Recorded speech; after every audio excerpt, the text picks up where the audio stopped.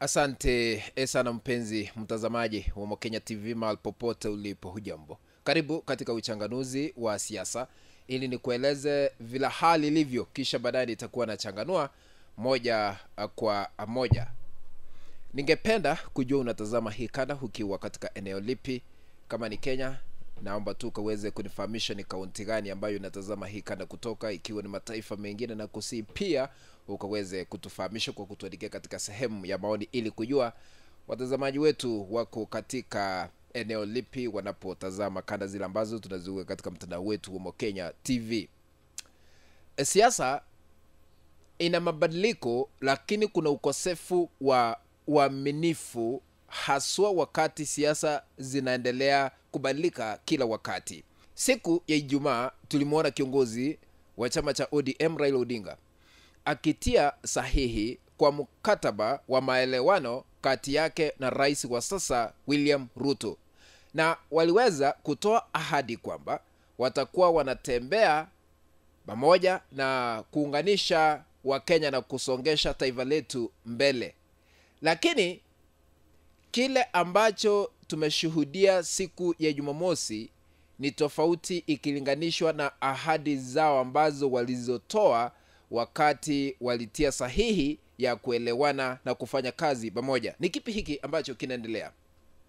Kabla nizame kwa undani, naomba kushukuru wote ambao mnatazama hii kana mahali popote mlipo, mzidi kubarikiwa na Mwenyezi Mungu akae katika kiti cha enzi. Ombi langu moja tu kwa unyenyekevu na heshima kubwa, ikiwa unatazama, naomba tu utupe a like, a thumbs up katika kanda hii, na sambaza hii kanda kwa grupu moja ama 2-3 katika mtandao wa WhatsApp. Ikiwa unatazama lakini bado hauja subscribe, na kusii kwa heshima kubwa, kwa unyenyekevu tu ukaweze kusubscribe kwa kubonyeza kidude kiko hapo chini kimeandikwa subscribe. Bonyeza hicho kidude ili kuwa subscribe. Tutakalo yake kuna kengele, bonyeza kengele ili kupata kanda zote pindi tu tunapoziweka katika mtandao huu wa Mokenya TV. Karibu, asante kwa sababu sitaki kupoteza wakati wenu. Sasa kulikuwa na mazishi ya aliyekuwa mwenyekiti katika tume ya uchaguzi IEBC humu nchini, Wafula Chebukati, na alikuwa anazikwa katika kaunti ile ya Trans Nzoia. Tuliona viongozi mbalimbali kutoka serikali ya Kenya Kwanza wakifika kule ili kusema kwa heri. Lakini ni aibu kubwa tuliweza kushuhudia wakati Raila Odinga, muungano wa Azimio, waliamua hawakuhudhuria sherehe ya mwisho ya mwenda zake Wafula Chebukati. Ruto akaenda na baadhi ya viongozi katika mrengo wa Kenya Kwanza. Hii inamaanisha nini?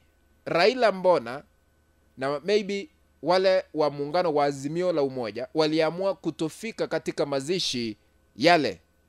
Musije mukasema ni maneno yangu. Tusikize gavana wa kaunti ya Trans Nzoia ambaye anaitwa George Natembeya vile alidhibitisha hayo.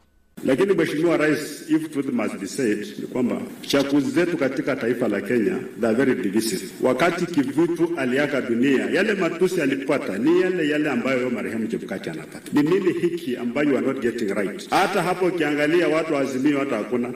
Hata wakati tunamzika Chebukati wakuje matanga. Hii uchaguzi mbona inatuingiza chuki sana? Umesikiza sauti ya George Natembeya.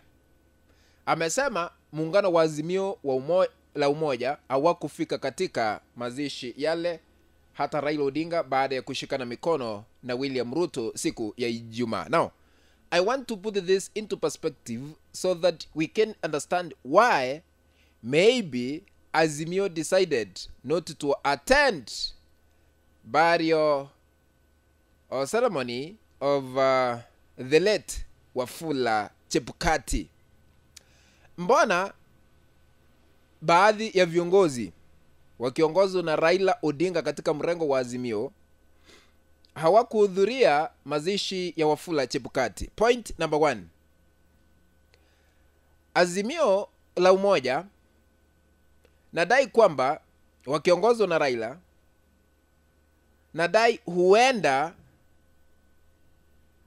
wanaamini kwamba katika uchaguzi uliopita wa mwaka 2022 ndio waliweza kushinda licha ya William Ruto kutangazwa na viongozi wengine katika mrengo wa Kenya Kwanza. Lakini hata hivyo, wakati mtu ameaga dunia, anasalia kuwa adui? Ni swali ambalo ni ngumu, lakini huenda ndio maana hawakuenda kumuzika aliyekuwa mwenyekiti katika tume ya IEBC. Nakumbuka vizuri, baada ya Rais William Ruto kutangazwa kuwa mshindi katika kiti cha urais, Raila Odinga aliweza kujitokeza na kusema ya kwamba Wafula Chebukati is a criminal and should be arrested. Yani ni jambazi ambaye anastahili kutiwa mbaroni. Tusikize wakati huo what Raila Odinga said. Because the elections are not for Raila Odinga, for Kenyans. What we are saying is that we want an audit of this result. We want an audit of these results so that Kenyans can have confidence. Come 2027, they can go to the polls, cast their votes, and those votes will count. Mr. Chebukati is a criminal. We should be prosecuted and sentenced to jail. What he has committed is a great crime against the humanity and against the people of this country. I believe very strongly that he, not the other 4 commissioners, the ones who should be on the dock. The blame should be directed where it belongs. Our votes were stolen at the tallying center, not at the polling stations. Point number 2, kwa nini hawakufika katika mazishi yale? Nadai kwamba hawakufika kwa mazishi ya Wafula Chebukati kwa sababu wangelaumiwa pakubwa kwa yale ambayo yalishuhudiwa katika KICC wakati matangazo yalikuwa yanatangazwa, kwa sababu inadaiwa kwamba kiongozi kutoka mrengo wa Azimio aliweza kumpiga mwenda zake Wafula Chebukati rungu. Spika wa bunge la kitaifa Moses Wetangula alithibitisha hayo kwa mazishi. Tusikize. Wakati tulikuwa Bomas tukingojea kutangaza matokeo, tulipoingia maseneta wa zamani wawili wa bunge lililopita, mmoja akampiga Chebukati rungu, mwingine akampiga ngumi mbele yetu. Huyu mheshimiwa Commissioner Gulie akalimwa rungu akavuja damu.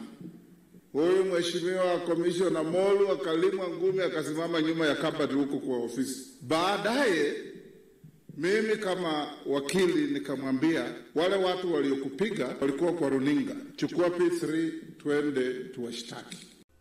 Huenda hilo liliweza kuchangia wao kutofika kwa sababu ya intelligence report. Huwezi jua, kwa sababu wanalaumiwa kufikia sasa. Na wakati Rais William Ruto alikuwa anazungumza, nilikuwa namfuatilia mazungumzo yake. Hata yeye alisema ya kwamba kulikuwa na njama ya kuhakikisha ya kwamba yeye hangemtangaza kuwa rais. Tusikize what President Ruto said. He announced the elections under great difficulty, but he chose to do the right thing rather than be intimidated or rather than be compromised. I can say here, because this is his last post, that powerful people from the security sector, from the administration, went to Bomas to try and change the elections of 2022 with might and money and power. But Chebukati said he would rather do the right thing. Hayo ndio yaliyomo.